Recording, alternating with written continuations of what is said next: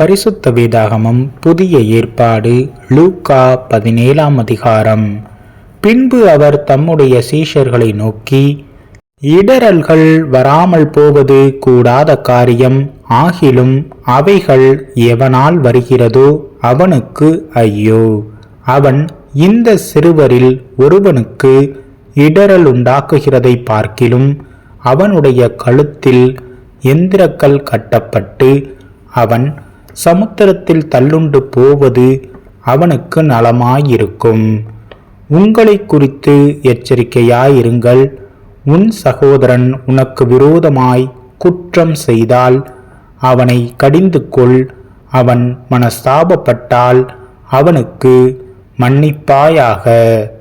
அவன் ஒரு நாளில் 7 தரம் உனக்கு விரோதமாய் குற்றம் செய்து 7 தரமும் உன்னிடத்தில் வந்து நான் மனஸ்தாபப்படுகிறேன் என்று சொன்னால் அவனுக்கு மன்னிப்பாயாக என்றார். அப்பொழுது அப்போஸ்தலர் கர்த்தரை நோக்கி, எங்கள் விசுவாசத்தை வர்த்திக்க பண்ண வேண்டும் என்றார்கள். அதற்கு கர்த்தர், கடுகு விதையளவு விசுவாசம் உங்களுக்கு உண்டாயிருந்தால் நீங்கள் இந்த காட்டத்தி மரத்தை நோக்கி, நீ வேரோடே பிடுங்குண்டு கடலிலே நடப்படுவாயாக என்று சொல்ல அது உங்களுக்கு கீழ்ப்படியும்.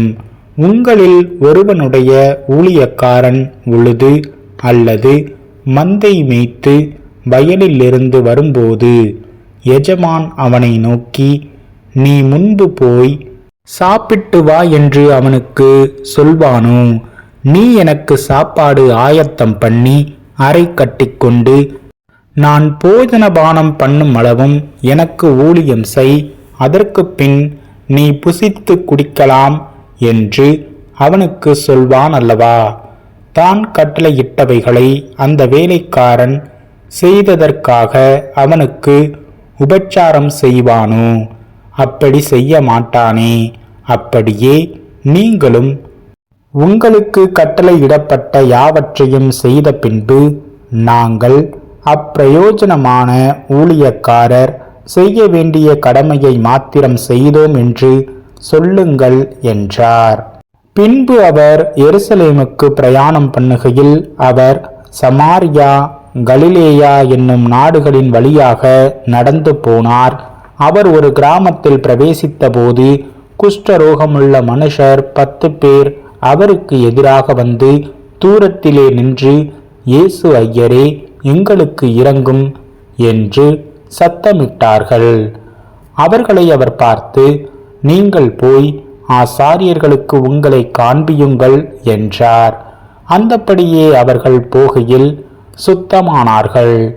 அவர்களில் ஒருவன் தான் ஆரோக்கியமானதைக் கண்டு திரும்பி வந்து உரத்த சத்தத்தோடே தேவனை மகிமைப்படுத்தி அவருடைய பாதத்தருகே முகம் குப்புற விழுந்து அவருக்கு ஸ்தோத்திரம் செலுத்தினான். அவன் சமாரியனாயிருந்தான். அப்பொழுது இயேசு, சுத்தமானவர்கள் 10 பேர் அல்லவா? மற்ற 9 பேர் எங்கே? தேவனை மகிமைப்படுத்துகிறதற்கு இந்த அந்நியனே ஒழிய மற்றொருவனும் திரும்பி வர காணோமே என்று சொல்லி அவனை நோக்கி, நீ எழுந்து போ, உன் விசுவாசம் உன்னை இரட்சித்தது என்றார்.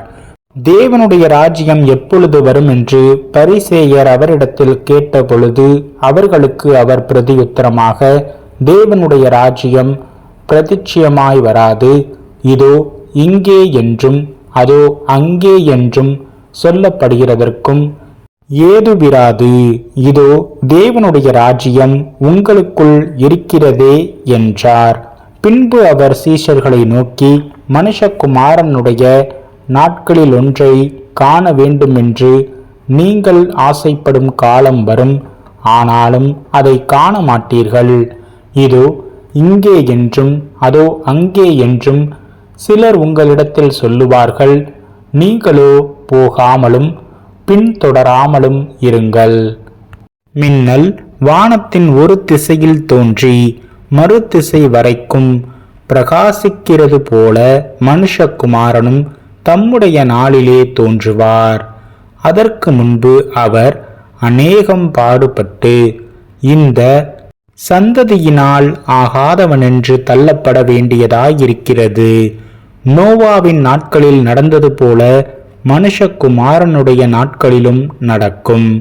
நோவா பேழைக்குள் பிரவேசித்த நாள் வரைக்கும் ஜனங்கள் புசித்து குடித்தார்கள், பெண் கொண்டு கொடுத்தார்கள். ஜலப்பிரளயம் வந்து எல்லாரையும் அழித்து போட்டது. லோத்தினுடைய நாட்களில் நடந்தது போலவும் நடக்கும். ஜனங்கள் புசித்தார்கள், குடித்தார்கள், கொண்டார்கள், விற்றார்கள், நட்டார்கள், கட்டினார்கள். லோத்து சோதோமை விட்டு புறப்பட்ட நாளிலே வானத்திலிருந்து அக்கினியும் கந்தகமும் வருஷித்து எல்லாரையும் அழித்து போட்டது. மனுஷகுமாரன் வெளிப்படும் நாளிலும் அப்படியே நடக்கும். அந்த நாளிலே வீட்டின் மேலிருப்பவன் வீட்டிலுள்ள தன் பண்டங்களை எடுத்துக்கொண்டு போக இறங்காமல் இருக்க கடவன்.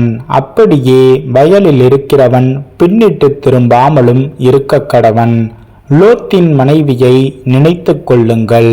தன் ஜீவனை இரட்சிக்க வகை தேடுகிறவன் அதை இழந்து போவான், இழந்து போகிறவன் அதை உயிர்ப்பித்துக் கொள்வான்.